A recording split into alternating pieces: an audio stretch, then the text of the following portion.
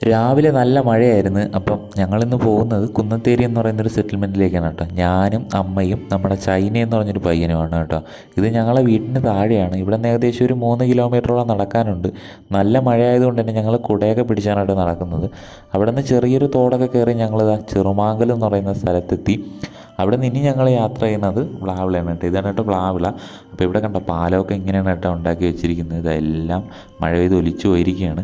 അപ്പോൾ ഈ പാലം കയറി കുറച്ച് മുന്നിൽ നടന്നു കഴിഞ്ഞാൽ നമ്മുടെ ചടങ്ങ് കല്യാണം നടക്കുന്ന വീട്ടിലെത്താൻ കേട്ടോ.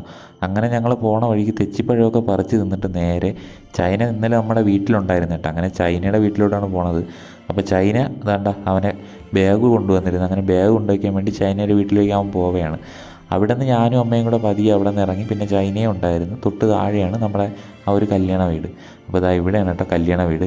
അങ്ങനെ ചെന്ന ഉടനെ നമ്മൾ കഴിക്കാനാണ് ഇരുന്നത്. അപ്പോൾ ഇതാ കുഞ്ഞ് ബിരിയാണി ആയിരുന്നു. വീഡിയോ ഇഷ്ടപ്പെട്ട് ലൈക്ക് ചെയ്യുക.